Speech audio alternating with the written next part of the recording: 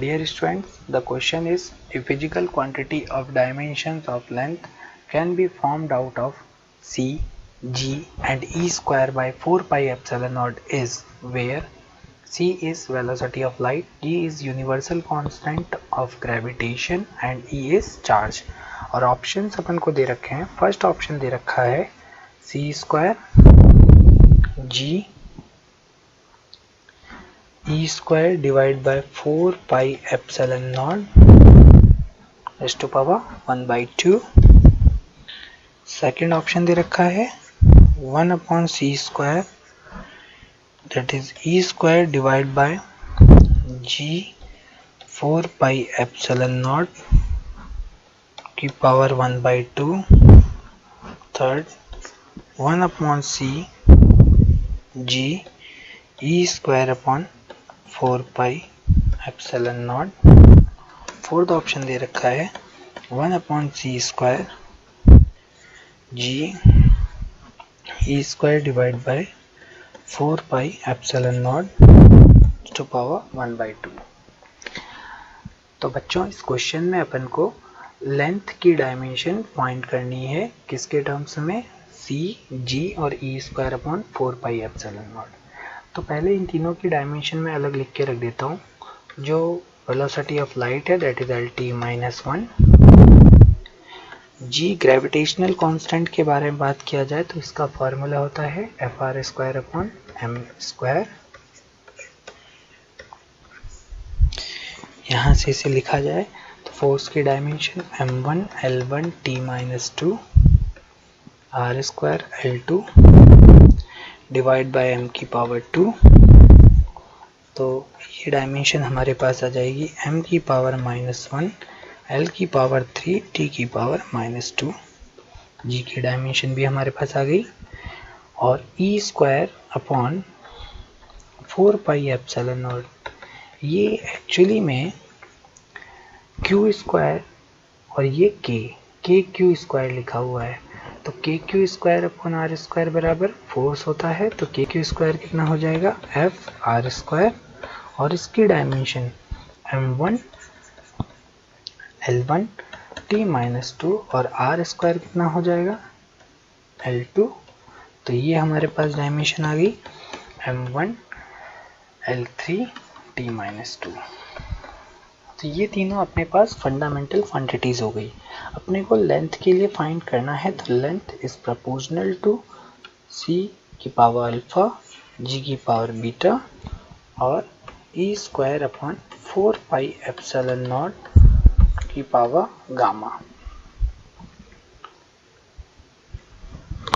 तो डायमेंशंस को दोनों साइड बराबर किया जाए l c की पावर अल्फा, g की power beta and e square upon 4 pi epsilon nought की पावर गामा। दोनों साइड डायमेंशन लिखते हैं। l के लिए हो जाएगा m0 L1 T0, c velocity of light LT-1 की पावर अल्फा। g के लिए अगर अपन देखें तो g के लिए अभी अपन ने फाइंड किया था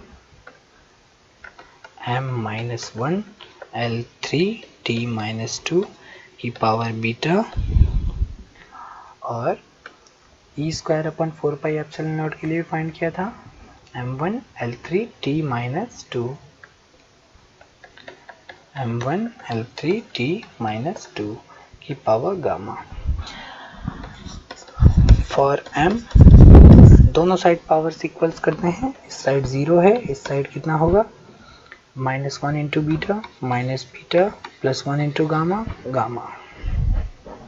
यहाँ से एक रिलेशन निकल के आया कि beta equals to gamma. Second L के लिए बात करते हैं। L की पावर इस साइड कितनी आ रही है 1, इस साइड कितनी आएगी 1 into alpha 3 to beta plus 3 into gamma. आ गया। अगर मैं यहाँ पे बीटा गामा की जगह बीटा रख दूं तो 3 beta plus 3 beta is 6 beta तो 1 is equal to alpha plus 6 beta.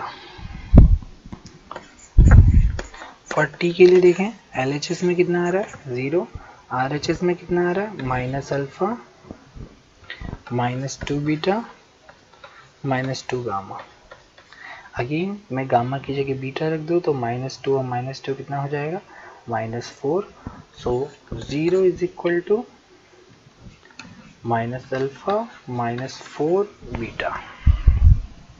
ठीक है, अब अपन इन दोनों इक्वेशंस को सॉल्व करते हैं और सॉल्व करने के लिए इन दोनों इक्वेशन को ऐड कर देते हैं, इक्वेशन ए और इक्वेशन बी। इन दोनों को जैसे ही ऐड करेंगे alpha minus alpha 0, 6 beta minus 4 beta 2 beta that is equal to 1। तो बीटा की वैल्यू हमारे पास आ गई 1/2 और बीटा एंड गामा दोनों ही की वैल्यू सेम थी, तो gamma is equal to again 1/2।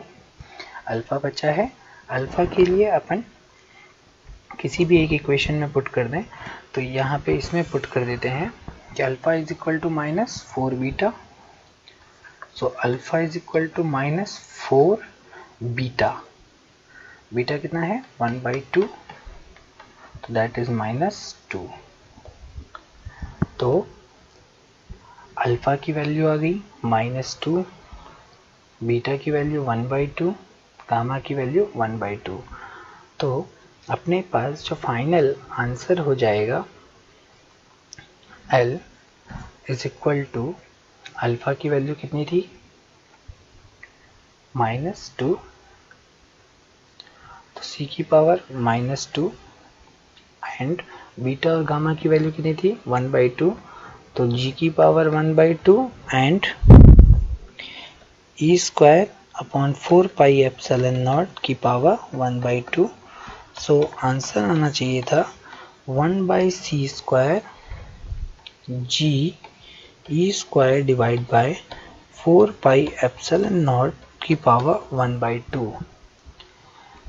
ये कौन से ऑप्शन में अवेलेबल है 1/c² to G E² upon 4 pi epsilon naught की power 1/2 option 4। So correct answer is fourth option.